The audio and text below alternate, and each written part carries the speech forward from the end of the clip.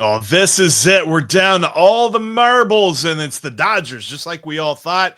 Canada! Step up to the plate. It's the Locked On MLB Squad Show. From the Dodgers to the Astros, the Mets to the Rangers, and everyone else in the league, with the experts of the Locked On Podcast Network bringing you the most comprehensive breakdown of all the action around the horn. We're coming in spikes up. No hurt feelings allowed, so squad up. This is the latest edition of the Locked On MLB Squad Show. Hello, my name is Jeff Carr. I am one half of Locked On Reds. I am the channel manager for Locked On MLB. Joining me here today is Jeremiah Geiger from Locked On Marlins, one half of Locked On Guardians, and Justin Latta. And of course, the inimitable, I'm making up words at this point, Sully is here from Locked On MLB, and we're going to tell you all about our predictions for the World Series and why they are probably exactly right. So make sure you listen in, because it feels like the Dodgers have been off for a month, as it took 7 games to figure out the ALCS, and now we know it's the Toronto Blue Jays that will oppose them. And that is going to be quite the matchup, because it feels as though these Blue Jays have just got it all figured out, right? Right?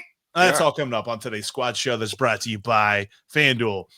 Right now, new customers can bet just $5, and if your bet wins, you'll get $300 in bonus bets to use across the app. Download FanDuel today. And also joining us now is also Booney from Locked On A's. And guys, as we look at this World Series, it's obviously going to be the Dodgers, and they're probably going to win in like 4 games, right? Because, I mean, obviously they're ruining baseball, and we have to have this story come to an end, right? It's got to be their ruination has to be final, correct? No, and I really can't. I can't understand. Like I live here in LA County, and everyone's just the only question they're asking here is, will there be a three-peat? And all my people who are big Yankee fans and everything around or A's fans or whatever teams were around the country have been texting me and said, do the Blue Jays have a shot, or is this just going to be in sweep? And I'm going like, have I been watching a different team? First of all, the Blue Jays have home field advantage. Granted, so did Milwaukee. But we've seen that the Blue Jays can hit with anybody. And believe me, I did a whole apologies episode because everyone has been underestimating the Blue Jays the entire year. And they're in the World Series, and they did so in a dramatic fashion. And they're probably not going to throw to the wrong base to end a series. They're probably going to score more than 4 runs the entire series like Milwaukee did. I don't understand why people are acting like this is they're the Washington Generals. I mean, to your point, like Ernie Clement had more hits in the ALCS than the Brewers did as a team in the NLCS. So there was a period of time in the Game 4, which I attended, where Shohei Ohtani had as many home runs in that game as the Brewers had runs in their entire series. That's not going to happen with the Toronto Blue Jays. I don't understand why people are acting like this is just a complete mismatch. Can we also stop pretending that this whole thing is ruining baseball too? Oh yeah, I know. Okay. I agree. Is there a financial disparity issue? Absolutely, there is a disparity issue that needs to be addressed. I don't have the answers for it. Otherwise, Rob Manfred might hire me, and I might, tell him to go kiss off because I don't want to work for Rob Manfred. But the Blue Jays are 5th in payroll? Like, they're still a big market payroll team. Big market in our country. They have a whole country. Exactly. Canada, Team Canada. I don't know what the exchange rate is these days, but I'm pretty sure they're still paying a good amount of money. They still kept Vladimir Guerrero Jr. for a boatload of Francois, and they were able to sign George Springer. They were able to sign Kevin Gausman, right? They still made Jeff Hoffman, who, wasn't that good. So let's not pretend that there's like this David Goliath thing here that's going on. The Blue Jays have a huge payroll. If you spend, you get in, and that increases your odds of not screwing up in the postseason unless you throw to the wrong base, as Sully said. But this is not killing baseball. There's a whole different issue here. But the Blue Jays are also a top 5 spending team. So this is not like this is not a David Goliath situation. Well, and to your point too, like I don't know if everybody's seen that whole Forbes thing that I think it was Brooksgate posted on Twitter. It was mentioning that, so many teams have spent 50% or less of their revenue on their payroll.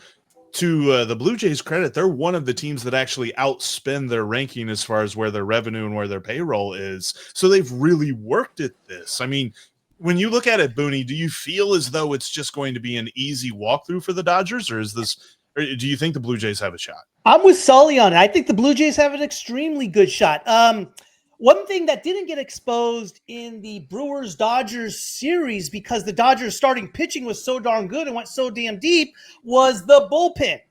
And I think the Brewers hitting from top to bottom is going to shorten that outing from 5 to 6 innings rather than in the Brewers series going from 7 to 8. And I think that's a big deal. The Brewers are good. They're really, really good. And I think they're going to surprise a lot of people. Blue Jays. Maybe not surprise a lot of people. You meant the Blue Jays.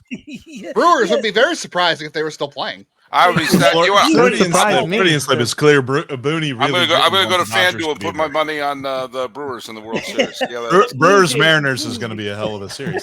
But yeah, no, I mean, Jeremiah, like the bullpen of it all, I have said that since the wild card. I said that in the DS. I thought that the bullpen was going to be the Achilles heel of the Dodgers, and it just never seems like they even get to the bullpen. Yeah, as good as their starting pitching has been.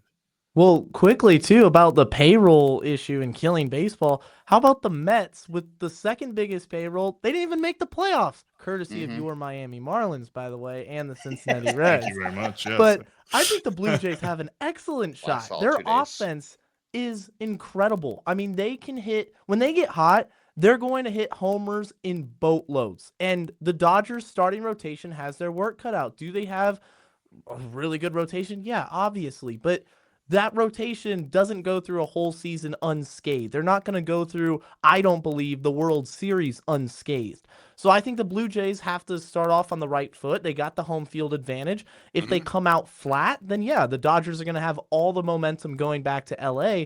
But don't get it twisted. This Blue Jays offense is legit. It's why they're in the World Series. I thought that the Mariners had a better chance to beat the Dodgers in the World Series, but now I've kind of changed my mind because the Blue Jays are a more complete team. The Mariners were a terrible defensive team this year. They didn't run the bases well. The Blue Jays don't have defensive issues. In fact, they have a lot of ex-Guardians on their team because they play good defense.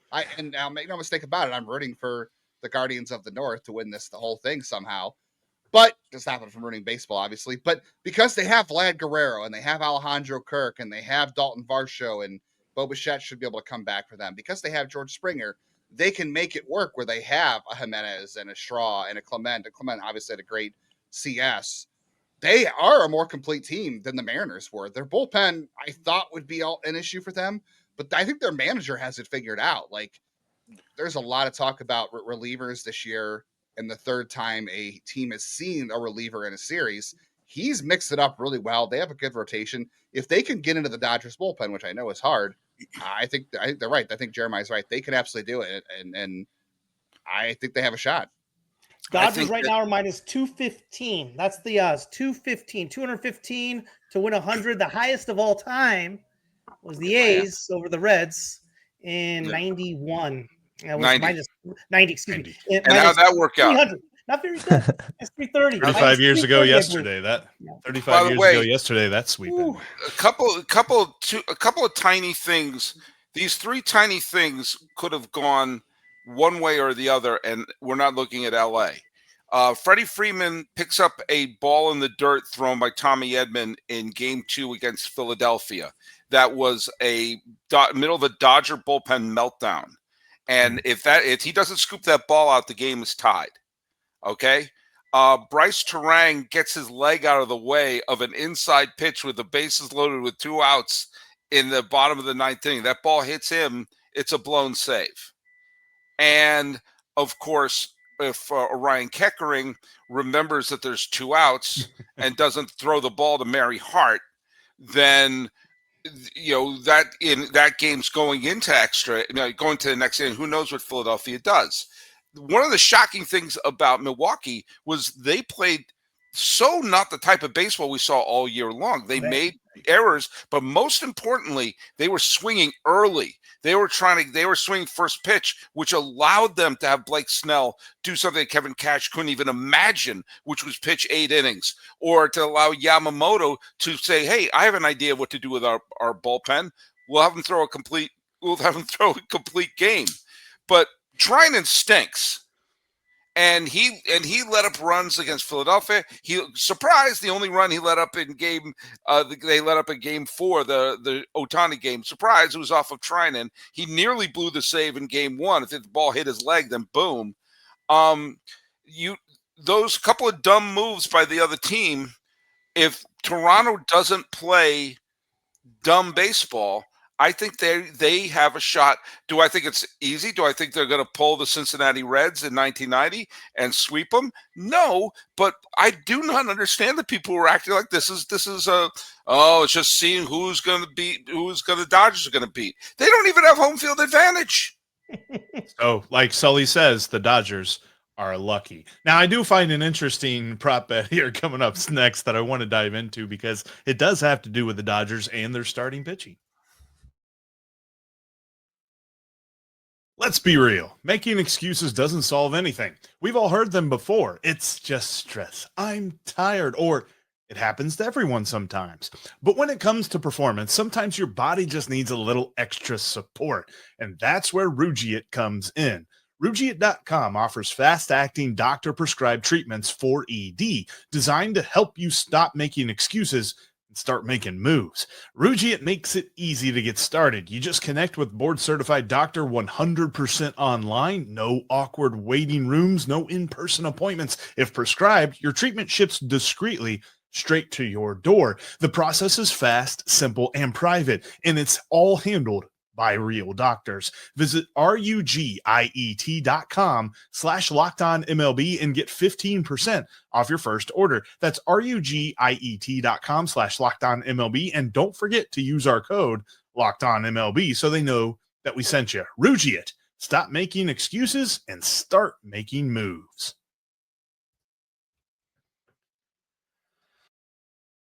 Your favorite MLB team has a MLB podcast right here on Locked On because we cover every team every day here on the Locked On Podcast Network. Make sure that you make us part of your everyday routine on YouTube and on your favorite audio platform because we are free and available everywhere you get your podcast. All right, so I saw this interesting thing, and it has to do with the starting pitching, obviously, unless a relief pitcher comes in and does that, and I would be surprised. There's a prop for any starting pitcher to have 12 or more strikeouts in a game on this World Series, and the odds on that are plus 350. That kind of feels like the Dodgers will hit that, or will it be Kevin Gausman? I don't know, but do we see the Dodgers starting pitchers going long enough into World Series games to accomplish such a feat? That is not happening because the Blue Jays were one of the teams that have struck out the least in the postseason. Yeah. Now the Dodgers have struck out, their rotation has struck out the most batters, but I'm going to say the Blue Jays lineup has enough power hitters to grind out at bats, enough contact hitters for balance, but that's not going to happen. But I'm just glad the prop bet isn't if the pitcher is going to throw a ball in his first pitch, honestly.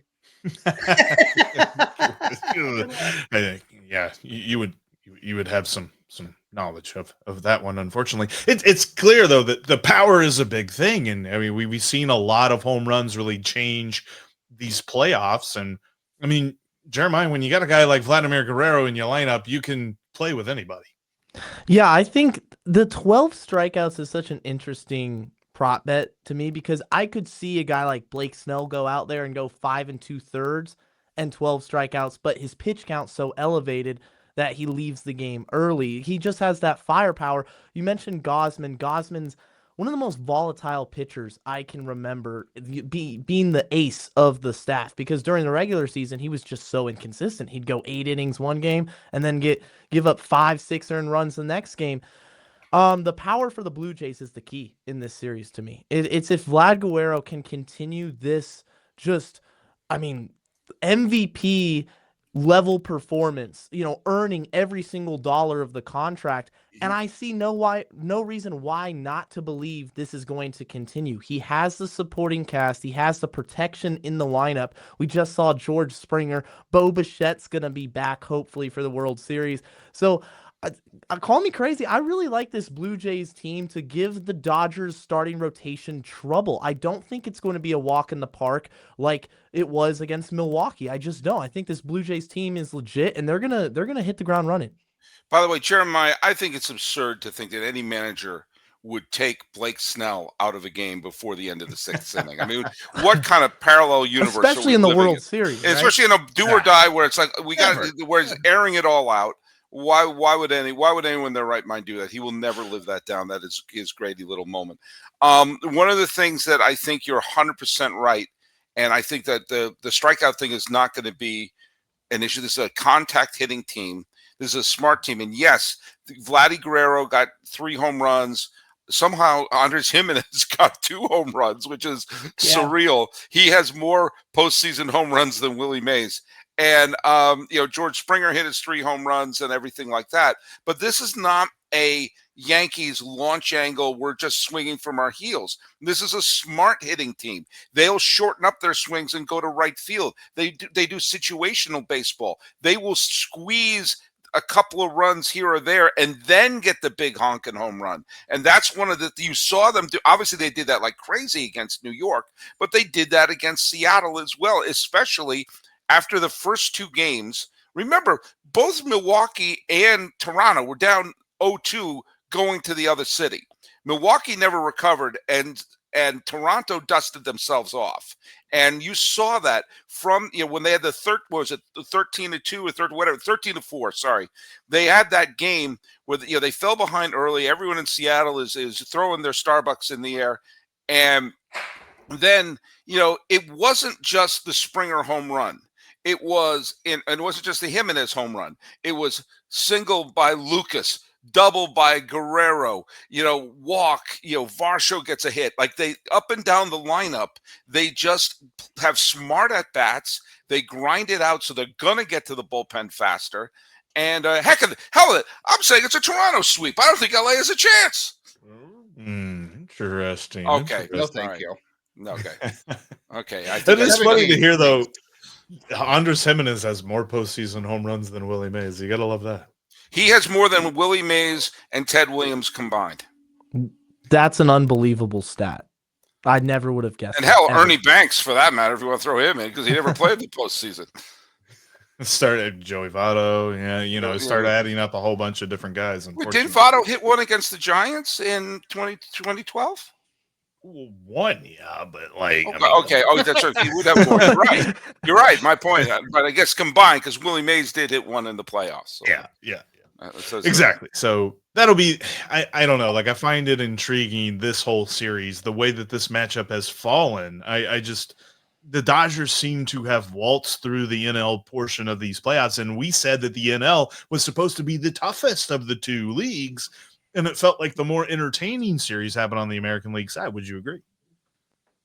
Well, I can tell you, I went to a hell of an entertaining game at Dodger Stadium when I saw Shohei Ohtani hit 3 home runs and pitch 6 shutout innings. Okay. Under the entertaining quality, maybe closer. I think the postseason has had 4 really, or I think 5 really great games. I think the first game, the game where Crochet beat the Yankees at Yankee Stadium was a great game. Obviously, the final game between Seattle and Detroit, that was just an all-time game. Yeah. I thought the Orion Keckering game, and I hate that that's what it's called, but that was a really amazing game. The final game between Toronto and Seattle, Game 7, was terrific. And then, of course, you have Ohtani having the greatest individual performance in the history of the postseason. Those are 5 really memorable games. That maybe 4 because I'm leaning one that the one Red Sox win, but that was a hell of a game.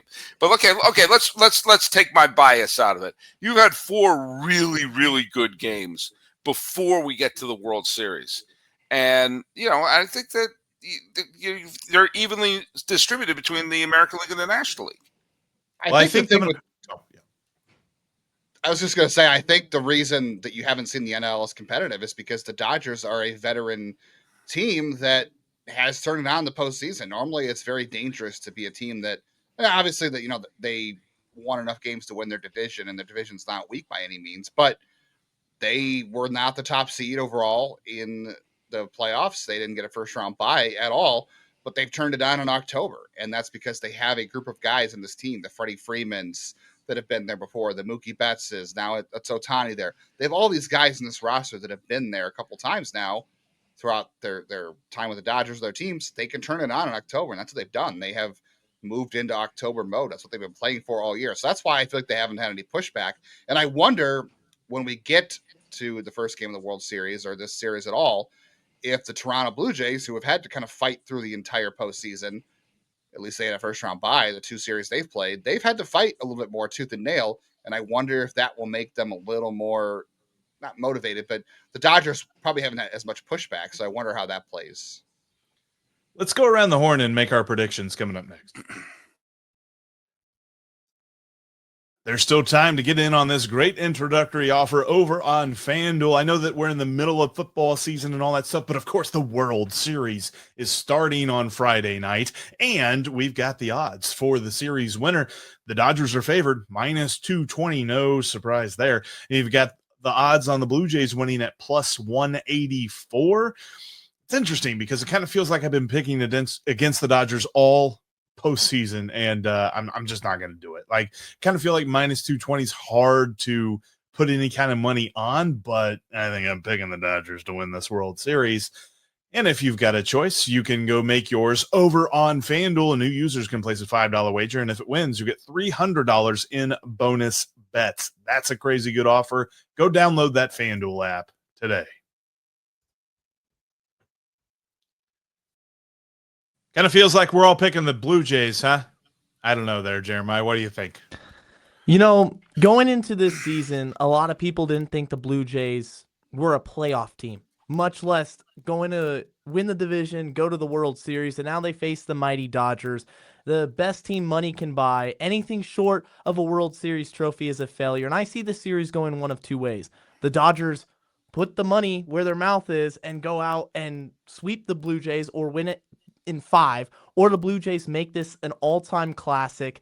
They win in 6 or 7. I got the Toronto Blue Jays shocking the world in Game 7, slaying the Dragon, and winning the World Series.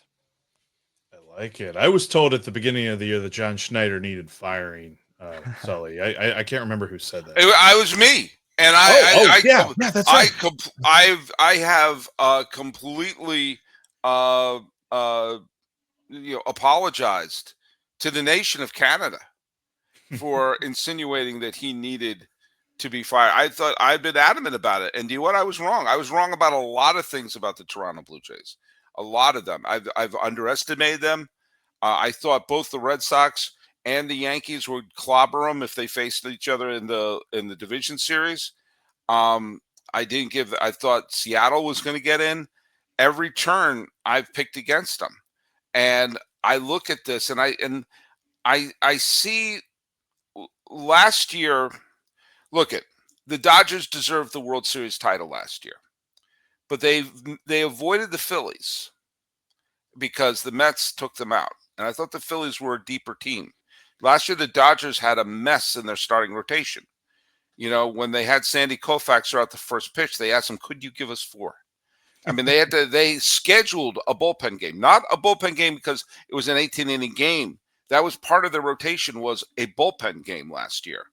And Dave Roberts was able to, overpower a Mets team that was, played a little over their head and deserved their spot, that they were not in the same league, and a very dumb team in the Yankees. They are Biff Tannen from Back to the Future, who bullied their way into the World Series. And they earned their pennant last year, but what was the scouting report? Put the ball in play. They're dumb. They faced a Phillies team and they faced a Reds team who they made the playoffs, and that was their victory. I'm sorry, Jeff. That was their victory. And they did a terrific job. But they didn't have a prayer. And then they beat a Phillies team that played tight. that played super tight in all 3 of their losses, and a Brewers team that played tight. If Toronto doesn't play tight, they're not a dumb team. They have a terrific lineup up and down. The Dodgers have the advantage in the rotation, but Toronto has the advantage in the bullpen.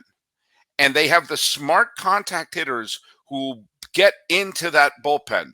That is why I am picking the Dodgers in 6. I like it. Justin, your thoughts? I have to go. I think Jeremiah and Sully summed that up pretty well, actually. I didn't think the Blue Jays had a shot to start the year either. I thought a lot of those people were going to be fired, especially all the ex-Clevelanders that are up there. We're going to be looking for new jobs. I didn't think they were going to keep Vlad Guerrero either. The bullpen, to me, isn't as big a mismatch. Like, obviously, the Dodgers bullpen is a dumpster fire, but the Blue Jays bullpen isn't so good that it's just like, so many paces above them. So I don't think it really cancels out as much as we think it does. And there's just no breaks in that Dodgers lineup. Like, you're facing Shohei Ohtani to lead off the game. You're going to Mookie Betts. Then you got to face Freddie Freeman. And Teoscar Hernandez has been terrible for a while now. I don't know what he's done in the postseason, but he's going to heat up again, I'm pretty sure. Hitting dingers in the postseason. Yeah. So, and you think he doesn't want revenge in Toronto? Like, he was there for a little bit too, and they didn't re-sign him. I think the deeper the series goes, the Blue Jays do have a better shot to win, but the Dodgers, like I said, there's no breaks in that lineup. The rotation has just been too good in the postseason. I think there's too many spots in the lineup for the Blue Jays that are easier to navigate through. So I'm going to say Dodgers in 5, unfortunately. I love everything that the Blue Jays have put together, and I was really impressed. And that was Forbes reporting on the revenue and all that other stuff. That's not like public reporting because nobody makes the revenue public. But Forbes says that according to the revenue, the Blue Jays are actually lower on the list than they are on the payroll list. They're actually a lot higher on how much they spend on payroll. So I admire the heck out of that in a day and age when it seems like, we've got the teams like the Cubs that are really not trying to spend their revenue at all. I think it would be easy for Toronto to pack that in, but I think there's something to, like you said, the whole idea of keeping Vlad. That being said, I think the Dodgers win in 5. I just think they're inevitable. I think this is Thanos before Infinity War, not Thanos before Endgame. So I think that ultimately they're just going to end up and win this thing, and then we are going to go into an off season with nothing but absolutely good feelings amongst the teams and the players and the owners and all that good stuff as we head into the final year of the CBA. And I'll say this: the villains in baseball are not the Mets nor the Dodgers, in my opinion. And I think, and I said this in a podcast during the All-Star break, which was, I think it's absurd that we're even thinking about a labor stoppage because it has nothing to do with owners versus players. The players gave up a lot in the last time. They have a revenue tax. There's a luxury tax threshold. There's revenue sharing. What this is, it's 28 owners versus 2 owners. It's 28 owners saying, okay, we're going to live by this revenue sharing. And the Mets and the Dodgers say, we don't care. We're just going to do whatever we want. And we'll pay the tax. Here's our blank check. We don't care. And so it's to say we're going to have a labor stoppage. It's just, you get your house in order. And when you have a team like the Pirates, who now are going to go into year 3 of Paul Skeens, who have that there's really only 6, maybe 7 legitimate aces when Cole comes back, and the Pirates have one of them, and you can't put a mediocre team around him. You're going to be in you have control. The gods have forged an ace and placed him in your hands, and now you're going to go into year 3. You had first year, okay, fine. It's a surprise. Second year, there's no excuse that you don't have a major league team around them. Next year, if they don't, they're the problem. And there should be, forget a salary cap. No one can show me evidence that salary caps would create more parity. How much more parity do you want in baseball with a number of repeats? Championships don't exist. We've had every team win at least one playoff game since...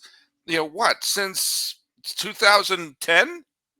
Is that what I mean? It's game like or series. This I know game, one at of the least past one ones. game. Have a win in that time because I don't know if they do.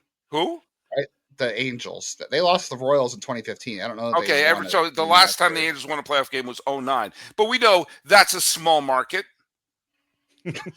I mean, you want to talk about a team that's ruining baseball? Minded they had Ohtani and Trout, and they couldn't win, make a single playoff series. They couldn't reach 500. Yeah, so that's ruining baseball. A salary floor and some sort of accountability of revenue sharing. If you're taking the revenue sharing and you're pocketing it, you're the problem in baseball. There has to be accounting. I said this when we got our relief money because we had the huge fires here in Pasadena in January, and the schools, because a couple of schools in our district burnt down, we got relief money for our classroom. It was like $500, and we had to account for every dollar that we received. This is how we spent it on our classroom. We had to spend all $500, but we had to show I wasn't going to Starbucks. This goes to this thing. These go to the pens. This goes for a wagon that we need to bring supplies to our classroom. We need to do that, and there has to be a public audit. Here's the revenue sharing. How did you put that into either re-signing your players, international free agents, or acquiring new players? And if a dime of that isn't going to those three things, guess what? You have to give it all back. Mm-hmm. I like that because then you're also, I mean, especially teams that have public money for stadiums, like there's absolutely no reason for that stuff to be hidden from the public at that point. So I lose their share of revenue sharing because of that. I think they were threatened to. I think that was like a threat, but I don't think that actually happened. Because I remember that being like something with the Coliseum, and now it's all different. I know, Sully, you know a lot more about that than I do. But I remember that they had to spend so much on their salary this year. Yeah. Or they would lose the revenue sharing. And that's why they ended up with Luis Severino, who loves Weird how that worked. They were threatened with that, and all of a sudden they started spending. Maybe Rob Manfred should follow through on that a little bit more. Yeah. I think so. And I think that's a great spot to end it. So looking forward to this World Series and, of course, the offseason as well. Got you all covered here on Locked On MLB and with Locked On Guardians, Locked On Marlins, Locked On A's, and Locked On Reds, and all of your favorite teams in between, because we are all part of the Locked On Podcast Network, your team every day.